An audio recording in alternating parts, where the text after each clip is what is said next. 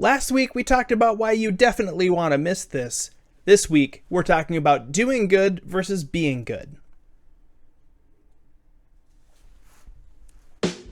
After decades of nonprofit leadership impacting thousands, we hit a wall. We started asking ourselves, how can we go beyond our personal success and leave a legacy that lasts far beyond our lifetimes? A job change and multiple conversations with stressed out nonprofit leaders later, our desire to help nonprofits grow in a healthy and sustainable way was bigger than ever. If you're a leader at the top or in the middle of a volunteer and donor-based organization, this podcast is for you. We believe that a better world needs healthier nonprofits, and it's our passion to help you fulfill your organization's mission while helping you live a fulfilled life. I'm Ted. And I'm Lisa. Welcome to the Legacy Builders Movement. Do the ends really justify the means? In a lot of nonprofits, that's kind of the question that's being thrown around. We're accomplishing this, and we have to do this thing that maybe is a little not as savory, but it's worth it because we're trying to accomplish this other thing that's really, really important. And it can get really messy when those important things are matters of life and death. It can get really messy when those things are matters of faith. When you're thinking about really large-scale impact and very important impact, and then you say the ends justify the means, that gives that, if that's your philosophy, it can give you a lot of freedom to do a lot of terrible things in the name of something better, or something better or greater. Yeah. And I've actually heard this from a lot of people who are atheists, for example, saying like a lot of bad things have happened in the name of religion. Mm-hmm. And that's that idea from religious leaders or nonprofit leaders or just organizational leaders that the ends justify the means. And I think this is such a strange dichotomy that has shown up in nonprofit work over years and years and years. And it's this whole idea of you can either do good or you can be good, but you can't do both unless you're going to have very minimal impact and not be highly effective. And so we were listening to the podcast, The Rise and Fall of Mars Hill, over last, a couple of years ago, it came out. And it's like the story of a church. And I just remember there was a quote in there from the pastor that was talking about how the bodies that were thrown off the bus were just piling up behind their church. Like, it was just this idea of all these people who are just getting burnt out, worn out, and getting hurt in the process. And he didn't care because as long as the church was moving forward, he was good with it. And he's like, that's just part of the cost of doing business. And it's this unfortunate mindset that I don't think nonprofit leaders even realize that they're holding. And even the phrase, when I've heard people say, well, the ends justifies the means, a lot of times it doesn't start that way. By the time a nonprofit leader is saying the ends justifies the means, it's because that they have crossed a line that they are now trying to look back and justify some of the decisions that they made. I don't know of any nonprofit leader who has ever gotten started who starts their nonprofit with that statement. Yeah, no, they don't.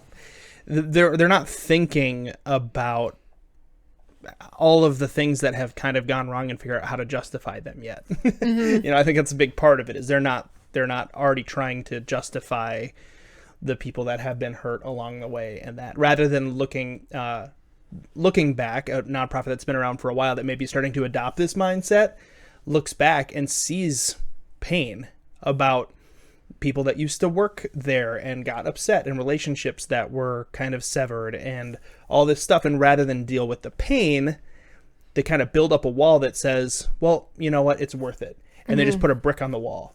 Yeah. And, that thing hurt me, but it's worth it. The ends justified the means, personally. Yeah. And the more stuff that gets built on that wall, all of a sudden my wall is a lot bigger than your wall. And so I'm going to start telling you that the ends justify the means. That pain that you're experiencing right now, it's worth it because hungry kids got fed or whatever, right? Yep. Soon that wall becomes really, really big. And now all of a sudden we can treat people poorly because it's worth it. Because look at the big wall that we have. We have seen nonprofit leaders who start to think this way, and it always starts really, really small. Yeah. You'll start with this small decision. There was one leader who was talking to me and they were like, we need more money for one of our programs and we have enough donations in a different area. So if we just move over $1,000 for the short term, eventually we can pay this other one back and we don't have to tell the donors that we're using their money for something other than what they donated to. Mm-hmm. And I was like, no, like designated funds and nonprofit, like they're designated. Like we have to be very careful with those. But it wasn't that she had this idea of the ends justify the means in a grand scale of look at all these people that are being impacted. It was a smaller nonprofit, and it was the first time that she came face to face with an issue and had to decide, does the ends justify the means if I lie to one main donor so that the nonprofit can stay solvent, so that it can stay working, so that it can stay doing the work? And she's like, because if the nonprofit doesn't exist, then that funding, it doesn't matter that it didn't go to the thing because the nonprofit doesn't exist. And I was like, why don't you just call the donor? Yep. She's like, well, I'm like, no, call the donor and say, I understand you donated to this thing. We had more donations to that area than we anticipated. And so our nonprofit right now has money, but it's a little bit unbalanced. And so we actually can't carry out that work because of this issue. Would you be okay with us using a part of your donation to this so that ultimately we can move everything forward? Mm-hmm. I don't think most donors would have had a problem with that. But the question that she was asking wasn't, can I have that conversation? The question she was asking is, how much can I move before I have to have the conversation? Yeah. And that's one of those do good or be good questions that people start asking themselves. And those things, they start so small. They start with one little fudge. They start with one little move. They start with one little, I just put a little bit more pressure on this person than I should have, and I was a little bit harsh with them. But at the end of the day, they got their stuff done, and the event went well. So does it really matter? I'm not going to go apologize. I'm just going to say it was worth it, and they'll forgive me. A lot of times it becomes this thing where I don't want to have the necessary conversations to maintain healthy relationships. I don't want to acknowledge what I messed up, and I don't want to acknowledge how that mess up actually hurt me. Like, this is a mix of accountability and counseling that's needed, I think, from nonprofit leaders.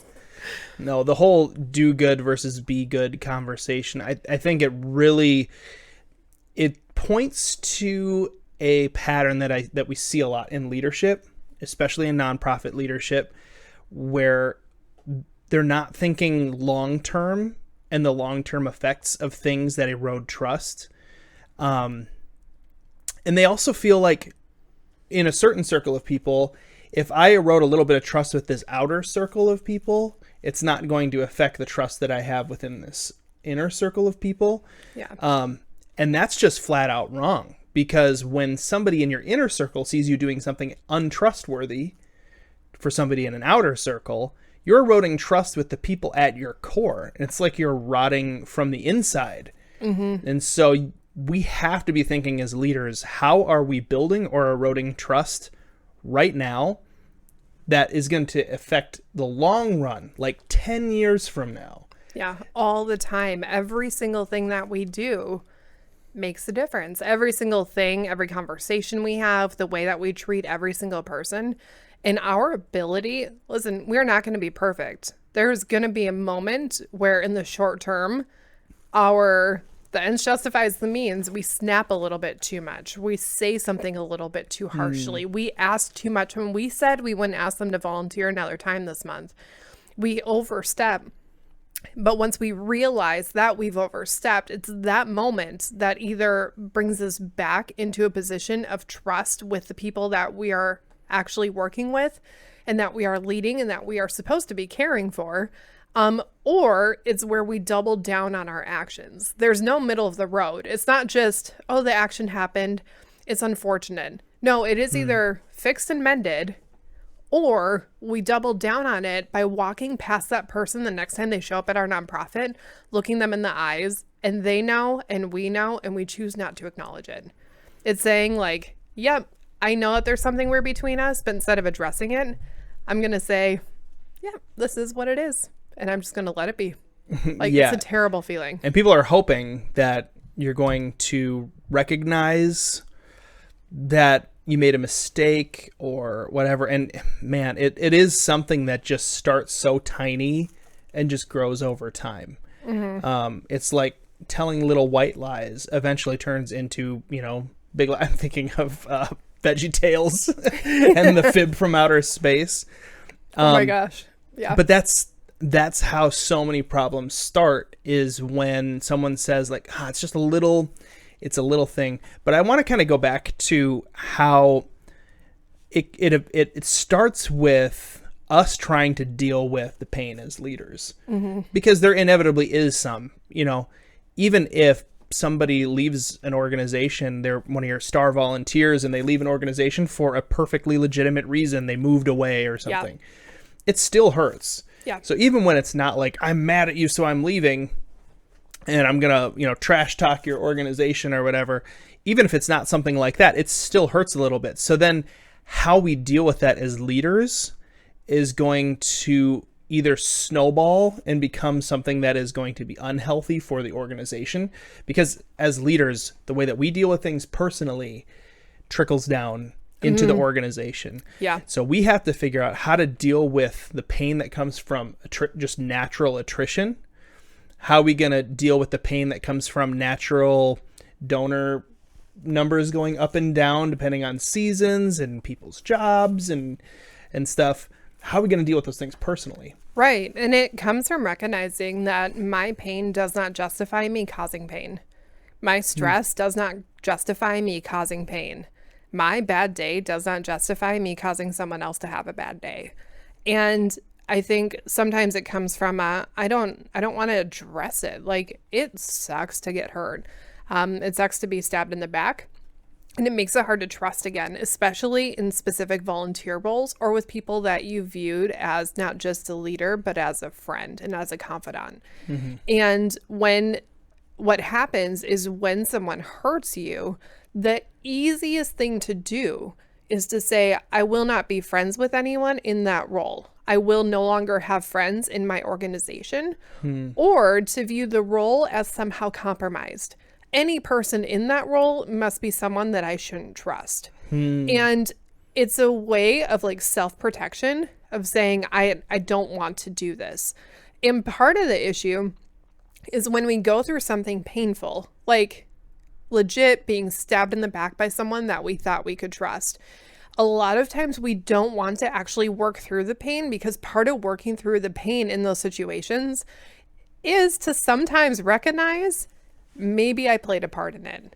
And as a leader who's already in pain and already struggling, that is one of the worst realizations. Yeah, to realize like, oh shoot, like I caused that for somebody else. And I've been in situations where I've been hurt so bad that it's like, even if we had a conversation and even if we sat down and said, hey, we both messed up, I'm sorry, I forgive you, like actually had a heart-to-heart conversation. Sometimes those relationships are so badly damaged from just a massive breach of trust that you recognize that it's not coming back, period. Like, it is done. And so those things as leaders, those moments, how we handle those and how we choose to either engage in the process of healing or shut down the process of healing so that we can numb the pain, our options in that moment and how we decide to engage or not engage affects how we lead going forward in our organization. It's way easier in an organization to lead from a hierarchy and to sit at the top and be like, I'm just going to tell you what to do. I don't care about you. Just get your stuff done. I'm just here to make the difference. And if you don't want to make a difference, that's not my fault. You basically try to turn off emotionally so that way you don't have to deal with the emotional pain that inevitably is going to happen. I think it happens way more in nonprofit too, just because of the nature of what people are working on together. It's a shared belief structure where, like in business, the shared belief is we all want money and we're here and it sucks, but at least we have paychecks, that's the shared belief. But in nonprofit work, it's like, no, these things matter to us. We were talking about in a recent video, just like the whole idea of like your why makes you cry. In nonprofit, that actually happens pretty naturally because the people who are drawn to be able to want to partner with the nonprofit are drawn there because they care.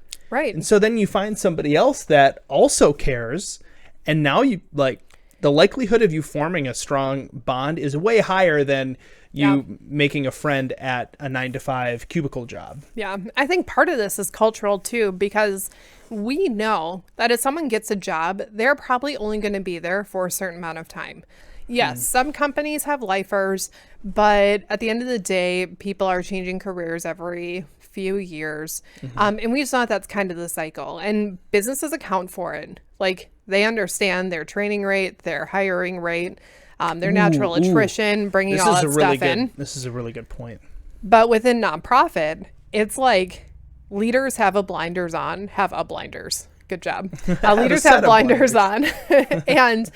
And they're like, no, we are going into this assuming everyone is a lifer, that everyone who cares about this now is going to care about it forever unless something is wrong with them or something is wrong with me.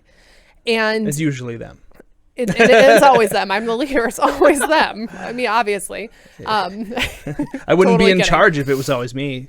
I wouldn't be in charge if I wasn't perfect. I don't know what your problem is. But this is an issue that happens where there's this assumption that because someone joins, they have joined. You are part of the family.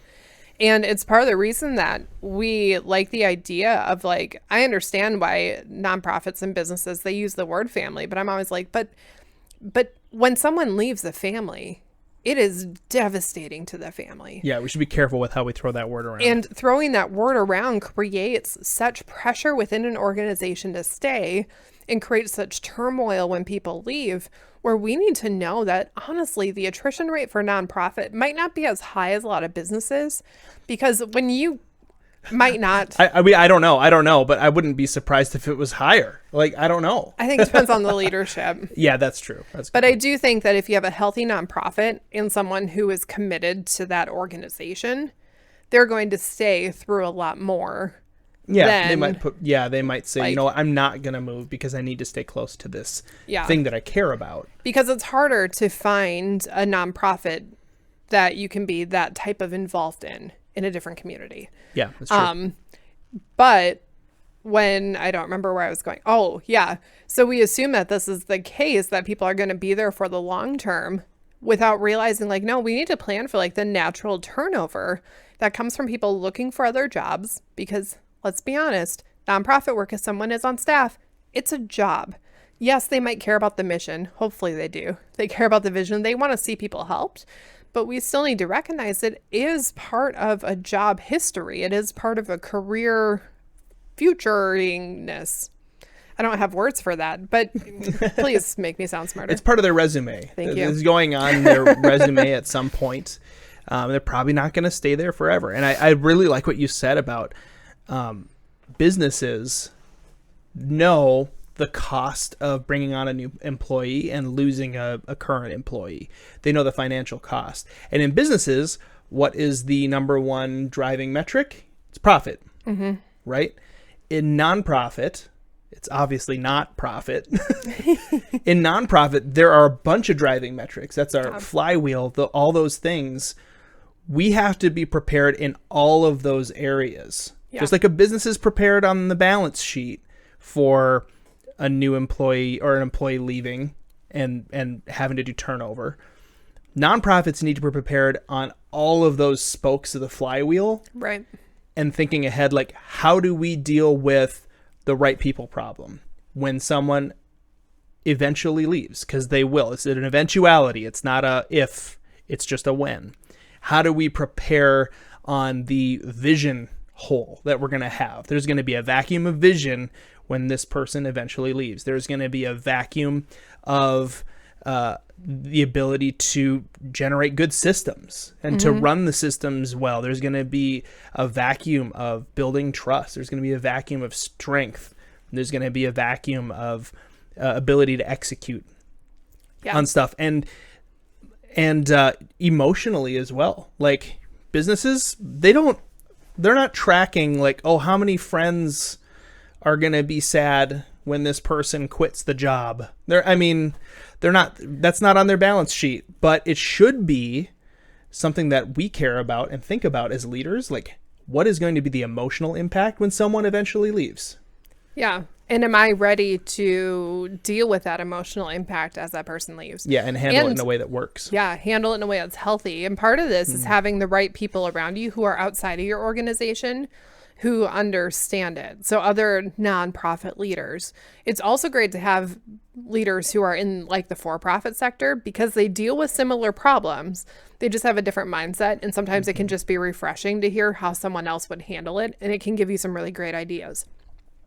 We also need to have the right people around us in terms of actual counselors and mentors who we can go to and say, this person left and here's how it hurt me, separate from here's how it hurt the organization. We need to address both.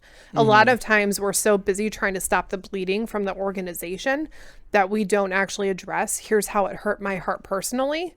And then we get to a spot where now it's been 90 days and it's like, okay, so we kind of got that fixed. We got someone new in there. Things are moving forward, but I still haven't addressed my issues. But at this point, it's been 90 days. I should be over it already. Right. And then you put another brick in the wall. And then it just becomes more fodder that can be burned when you're trying to do something that is unsavory. You're like, I took a hit because it's worth it. The organization can take this hit because it's worth it. Or you have someone come to you who says, I don't think I handled this situation right. I think I spoke to my volunteer in a way that wasn't kind, or I was really stressed and I acted like this and I just don't know. And you look at them, and because you haven't acknowledged the pain that you have felt or the pain that you have caused, you look back at them and say, you know what though, you were really stressed. And at the end of the day, it ended up working. It'll probably be fine. And we end up using the fact that we have not addressed our behavior or addressed our pain to then justify someone else making a decision that's going to lead them to a point where there's more pain. It's like when you hear stories of someone who's like, oh man, I lost like $5,000 in a bad deal and it was terrible. And like someone else comes up, they're like, oh, that's not bad at all. One time I had to go through bankruptcy. And like the person who went through something worse almost uses the fact, well, mine was worse and I survived, so you should be able to survive that, to like justify and minimize, because they don't want to look internally and be like, oh man, he thinks his life is hard and he lost 5,000. I've been through bankruptcy. Like, so I have to use mine as a badge of honor. Yeah, it's like I'm going to wear mine as a badge of honor instead of addressing like, yeah, that was really hard. Like, I'm just glad I made it through.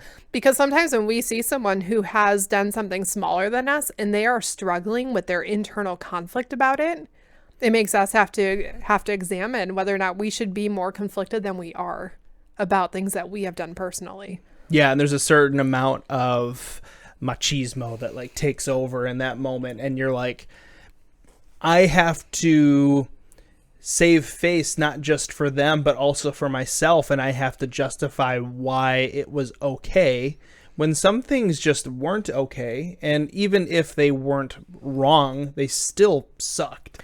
Not being wrong doesn't mean that it's right.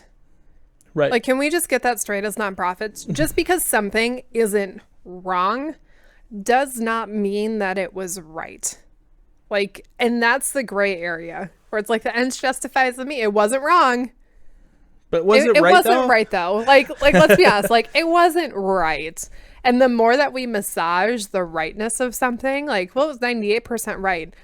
Sorry, 2% wrong. Like, let's address that now, because otherwise pretty soon you're gonna be at 5% wrong. And you're justifying 6 and 7% wrong. 6 and 7, then by that point you're pretty much just on your way to wrong. Because like things, especially little things like that where we give up little bits of our integrity, snowball so fast. It's not like you have to do 100 things to get from 1 to 100. You have to do about 3 things to be in a hole so dark you don't even know how to get out of it. You brought up an interesting thing about knowing and having other people that like run nonprofits or businesses that you can confide in, and counselors and stuff. I have seen people take that advice and still surround themselves with a bad choice of advisors, or bad choice for counselors, or bad choice for other nonprofit leaders to surround themselves with, that they surround themselves with people who have already built up walls about the ends justify the means. Mm-hmm. And so now that's the advice that they're getting is like, hey, it's all right. Like, it's okay if if a bunch of people get really upset and are hurt by what happened here because you treated them poorly at a volunteering event or something. We've seen that too. Like, it's okay. And so then you're like, okay, well, now I'm even more justified. It's not just the ends justify the means, but somebody who's running an organization just put the stamp of approval on this, and then it can really take off and go really bad places. And I think that's one of the hardest things as leaders when we are seeking out mentors and we are seeking out companions who we can actually share life with. I think that's one of the hardest parts, honestly, is not choosing people who are going to make us feel better and not choosing people who are going to push us into doing what we're already doing. Like, if we know something is a little bit off, we need to use that as a guide. Like, I don't feel like this is quite right. I feel like there might be a better way of doing it. And if we find like a leader who's willing to say, oh no, that's perfectly right, and basically make space for our uncertainty, because you know that feeling. Like, you know that feeling in your gut when you're like, I'm not handling this is not this is right not way to do good. this. Like, this can't be the right way. When we find a mentor who's willing to say, yeah, actually that is the right way, like, it's so easy to be like, oh cool, now I can turn off that little sick feeling in my gut that's kind of calling me out a little bit, like the Jiminy Cricket. Hey, don't do that. Like, yeah, because that unfortunately, that feeling is usually accompanied with a sense of like relief, like this didn't feel good, but it's better than the alternative. And the alternative is like, your brain goes all sorts of weird places, like fudging something in the balance sheet is better than the alternative of having to rob a bank to get the funding or something, right? And it's like, no, you can't be ridiculous about this. You have to be realistic and say the alternative to fudging numbers or, treating people poorly is down the road. Like, good things are happening because you've built trust and actually acted with integrity. And so figuring out how to find a mentor early on and companions early on who are going to actually call you out on your crap and that you're going to listen to and submit to is super important and very, very hard to do. It's easier said than done. And I think that a lot of this comes down to finding people, whether they're counselors, mentors, or other people in your circle, finding people who value your integrity more than they value the shininess of what you're building. Ooh, that's good. Because I know some business people and some nonprofit leaders who have built something that look fantastic, but they're willing to slip on their integrity. They're willing to let it go a little bit of a side for the purpose of getting the bigger thing and having those public accolades. And they prefer to have people around them that care more about the size and the shiny than they do about their personal integrity. But if you have someone who's like, I don't care if your nonprofit is succeeding, if you are acting like that, let's get this in check first. And if you're like, well, my nonprofit might shrink, and they're like, you know what though, small nonprofit is more like, that's worth it if it means that you are acting as someone who's actually living with integrity and living up to what you know you should be doing personally. Which is an interesting flip of the script of what we're talking about. We didn't plan this, but it turns out really good. Is the whole do better versus be better. You want to find somebody who says, in order to be better, the ends justify the means. You might have to draw back what your plans are for your nonprofit. You might have to shut down a wing of what you're doing. You might have to retract, and you might lose a couple volunteers when you get honest about a mistake that you made. They didn't know you made the mistake, but you're having to get honest in front of everybody in order to actually build trust with people. You might lose some people, but the ends justify the means. Your integrity and the trust that you're building is the end, and it justifies the means of a small retraction. And having someone around you that notices that and values that for you and is going to ruthlessly get after you on that stuff is super important. Yeah. We were meeting with a counselor. Hope you're okay with me sharing this, because here goes. It depends on what you're going to share. We were meeting with a counselor, and we were just talking about some of our past stuff and just figuring out some stuff that we were working through or whatever. And she said something interesting, because we come from nonprofit work. We have a lot of experience specifically in a church background and leading in that way. And she said something. She said, here's the thing with you and Ted. You could put on any event and have it run well. She's like, that is second nature because of your background. She said, so the question isn't whether or not you can run a good event. The question is whether or not you two can run a good event and know that you honestly ran it. She's like, because we are all good enough to fake whatever needs to be faked in order to look successful. Mm-hmm. And it was an interesting conversation, because we weren't talking about like doing an event necessarily.